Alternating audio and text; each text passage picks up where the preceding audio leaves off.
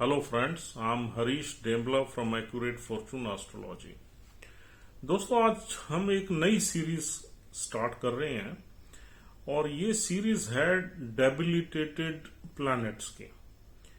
देखिए कोई भी प्लैनेट जब हमारे चार्ट में डेबिलिटेटेड स्टेज में होता है तो उसमें बड़ा कंफ्यूजन रहता है, क्योंकि ज्यादातर लोग डेबिलिटेशन की डिग्री को नहीं देखते और जब प्लैनेट डेबिलिटेशन की डिग्री से काफी दूर होता है, यानी कि हायर या लोअर डिग्री में, तो उसके डेबिलिटेशन के फल भी कम हो जाते हैं।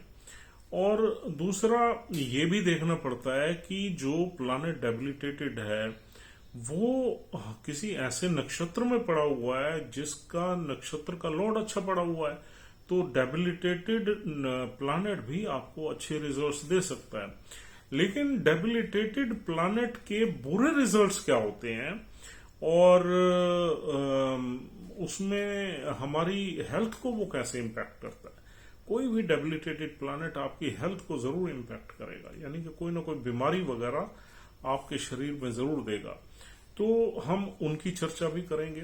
तो ये सीरीज जो है डेबिलिटेटेड प्लैनेट की जनरल जो उसका इम्पैक्ट रहेगा हमारी लाइफ पे, हमारी प्रोफेशनल और पर्सनल लाइफ पे, प्लस उससे हमें बीमारियां क्या मिलेंगी, तो उसके बारे में चर्चा होगी। और लास्ट में हम ये भी बताएंगे कि इस डेबिलिटेटेड प्लैनेट को किस तरीके से आप ठीक कर सकते हैं, यानी कि इसकी रेमेडीज क्या है।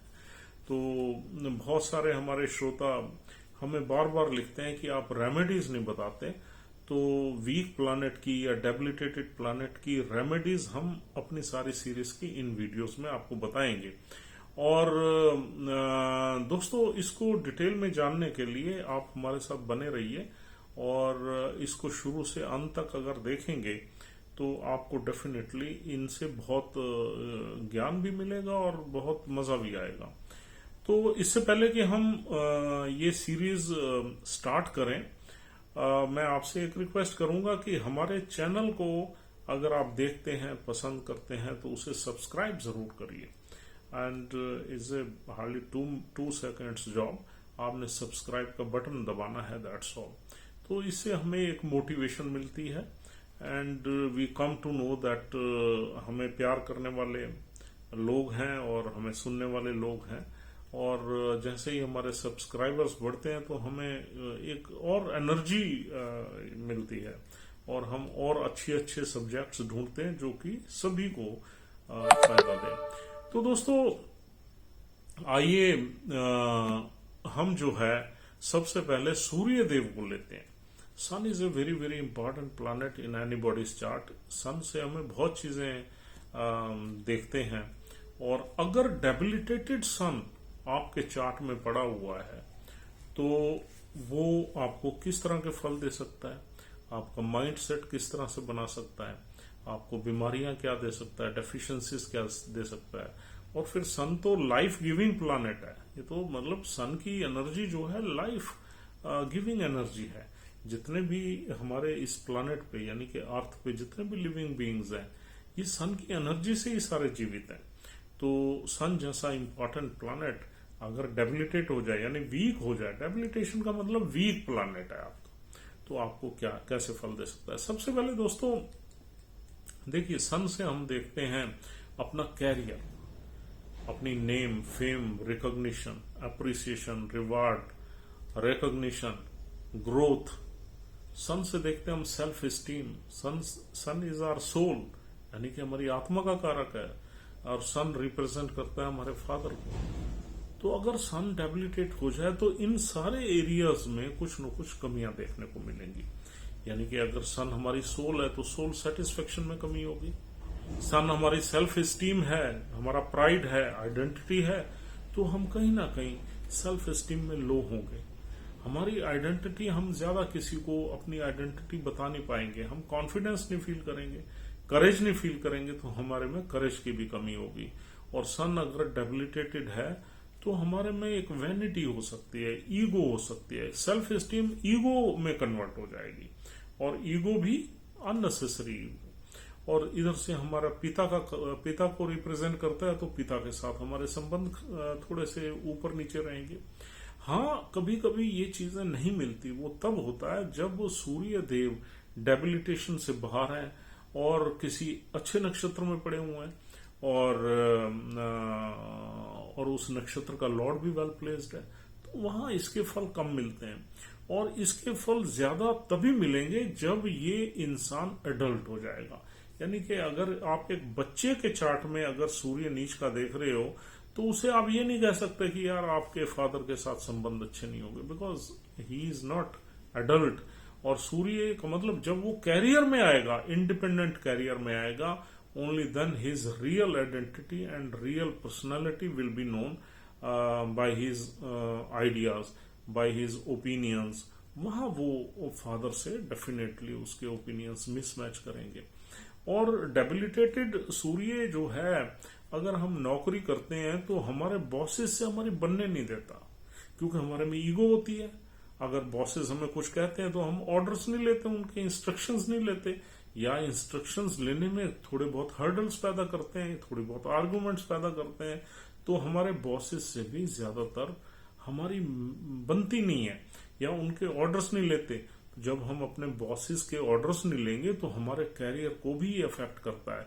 और वैसे भी हमें अगर हमारा सन डेबिलिटेटेड है तो हमारा कैरियर में ग्रोथ, प्रमोशन वगैरह ये सब वीक रहते हैं, ये हमारी टाइम से नहीं होती, और हमें अप्रिसिएशन नहीं मिलता लोगों से। हमें हायर अप्स या हमारे बॉसेस या उनके बॉसेस, सुपर बॉसेस से भी ज्यादा नहीं पड़ती, या हो सकता है कि किसी एक आध से पट जाए और चार से ना पटे, इस तरीके से भी हो सकता है।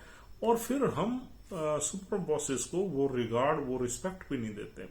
और अगर सन डेबिलिटेटेड हो तो हमें सूर्य की ब्लेसिंग्स नहीं मिलती, और हम ज्यादातर सुबह उठने में कतराते हैं या आलस करते हैं, और हम लेट उठते हैं, क्योंकि सूर्य हमारा वीक है। और सूर्य जिसका तेज होता है वही आदमी सुबह सुबह उठता है, और उठ के अपना जो भी है उसको एक्टिविटीज करनी होती है वो उसमें पार्टिसिपेट करता है। तो दोस्तों, सन से हमें कोई रिवार्ड मिलने में भी डिफिकल्टीज आती हैं, अप्रिसिएशन में भी और प्रमोशंस में भी, और बॉसेस से भी हमें कुछ शाबाशी नहीं मिलती, यानी कि हमारा क्रेडिट हमें नहीं मिलता, कोई और ले जाता है, यूं कहना चाहिए।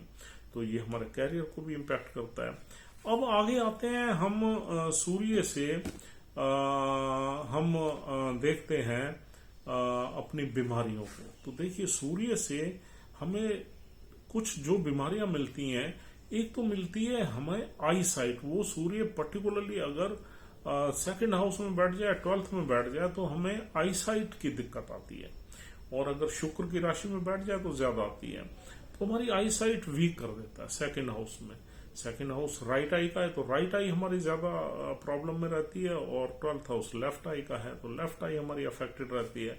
तो यहाँ पर अगर सूर्य के साथ केतु, शनि जैसे प्लैनेट्स बैठ जाएं तो ये हमारी आई साइट में और ज्यादा विकार पैदा कर सकता है। हमें सर्जरीज वगैरह की भी जरूरत पड़ सकती है मिडिल एज में। और दोस्तों, दूसरा इससे हमें बीमारी मिलती है बोन्स की, यानी कि हमारी जो बोन्स हैं उनमें विटामिन डी की डेफिशिएंसी हो जाती है। तो हमारी बोन्स कच्ची होती है तो हमारे फ्रैक्चर्स वगैरह जल्दी हो सकते हैं, यानी कि हम किसी चीज से गिरे और हमारा फ्रैक्चर हो गया। तो बोन्स में जो विटामिन डी की डेफिशिएंसी है वो हमें सूर्य के वीक होने से मिलती है, क्योंकि सूर्य वीक का मतलब जो सन रेज है हमारी बॉडी में कम एंटर करती हैं और हमारी बोन्स वीक हो जाती हैं। तीसरा, सूर्य से हमें जो बीमारी मिलती है वो हार्ट से रिलेटेड मिल सकती है। हार्ट का मतलब ये है कि अगर सूर्य 4th हाउस में बैठा हुआ है और सूर्य के साथ कोई मैलेफिक एनर्जी बैठी हुई है, या सूर्य अर्द्रन नक्षत्र में बैठा हुआ है 4th घर में, तो हमें हार्ट से रिलेटेड प्रॉब्लम दे देगा। फिर सूर्य कालपुरुष कुंडली में 5th हाउस का लॉर्ड है। 5th हाउस हमारे स्टोमक या एब्डोमिनल का होता है, पेट का होता है, तो हमारे पेट में भी प्रॉब्लम रहेगी अगर हमारा सूर्य डेबिलिटेटेड है। और इसके अलावा जो अगर हम बीमारी की बात करें तो सूर्य से हमें, अगर सूर्य हमारा 8th हाउस में चला जाए तो हमारे जो प्राइवेट पार्ट्स होते हैं वहां कुछ बीमारी मिलती है। और सूर्य अगर हमारे 7th हाउस में हो जाए तो हमारे सेक्स ऑर्गन्स में बीमारी पैदा कर देता है। तो सूर्य अगर वीक होके, डेबिलिटेट होके हमारे अगर 10वें घर में बैठ जाए तो हमारे नीज से रिलेटेड प्रॉब्लम पैदा कर देता है। 9th हाउस में बैठ जाए तो हमारी थाइज वगैरह में पेन रहने लगता है। 11th हाउस में हमारे काव्स वगैरह या लेग्स वगैरह में प्रॉब्लम देता है। और 12th हाउस में हमारे फुट यानी कि फीट में और हमारी आईज में प्रॉब्लम देता है। और 3rd हाउस में अगर सूर्य कमजोर होकर बैठ जाए तो हमारी जो कॉलर बोन्स हैं या हमारी जो आर्म्स हैं या शोल्डर्स हैं या हमारी अपर पोर्शन ऑफ बैकबोन है उसमें प्रॉब्लम देता है। और 2nd हाउस में तो हमने बता ही दिया। 1st हाउस में भी अगर सूर्य डेबिलिटेट होकर बैठ जाए तो हमें कुछ न कुछ इन्हीं प्रॉब्लम्स में से कोई ना कोई प्रॉब्लम्स 2-3 दे देता है हमारे शरीर में। और अगर 5th हाउस में बैठ जाए सूर्य डेबिलिटेटेड तो हमारे पेट से रिलेटेड हमें विकार रहेगा।